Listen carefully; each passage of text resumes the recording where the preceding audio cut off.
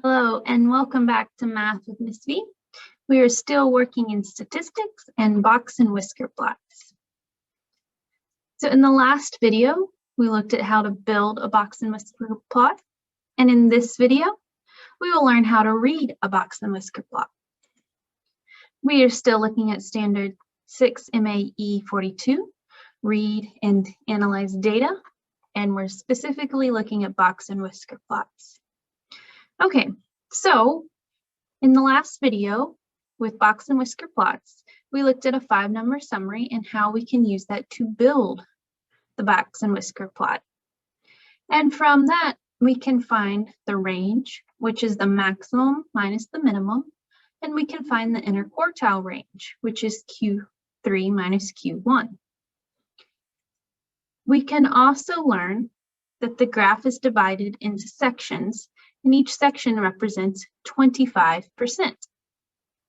So from the minimum to Q1 is 25% of your data. From Q1 to the median is 25% of your data. From the median to Q3 is 25% of your data. And from Q3 to the maximum is 25% of your data. So that's why these are called quartiles. It cuts our data up into quarters or 4 parts. Okay, so let's look at this and see, let's pull out some information and then see what inferences we can make. So let's start with the minimum, or the smallest number in this data set of how many pets do students have. And we can see there is one student at least that has no pets. Then we move up to our Q1, which remember builds the smaller edge of our box, and that's above the 3. Our median, which is the middle, is 4. Our Q3, which is the far edge of the box, is 5. And then our maximum, which is the highest number, is 7.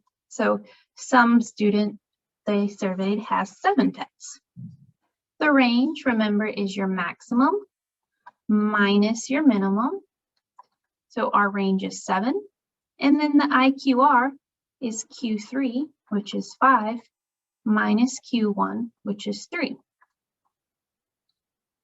Okay. Remember that we said in our description that each portion of this represents 25% of the data.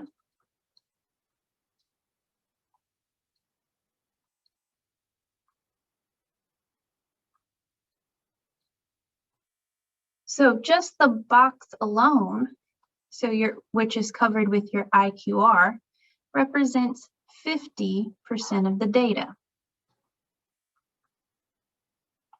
Okay, half of your information will always be inside the box. So we know that 50% of students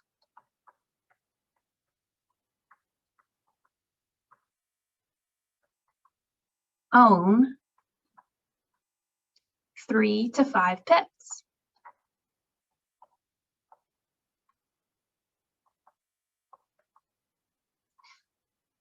We can see that 25% of students own less than 3 pets.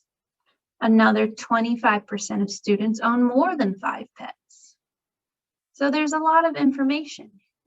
Rather than looking at it as 25s and 50s, we can also do 75%.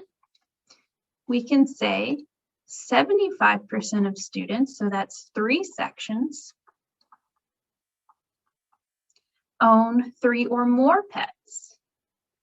We can look at it in reverse and say, so if we look at the bottom 3, 75% of students own 5 or fewer pets.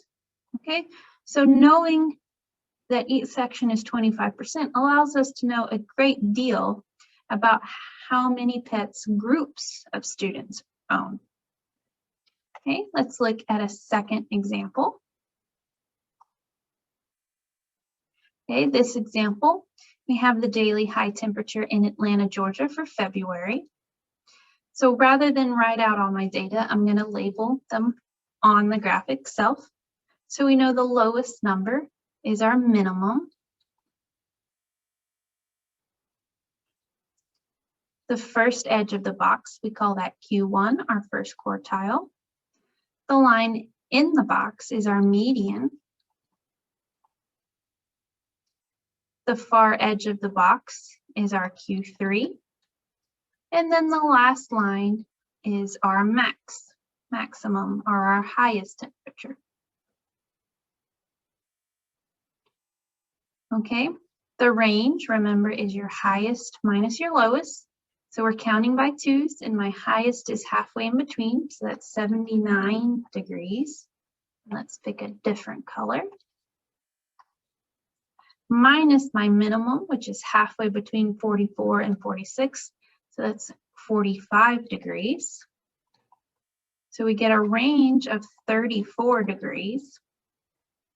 The IQR, remember, is my Q3 minus my Q1. So I have, it looks to be about 65.5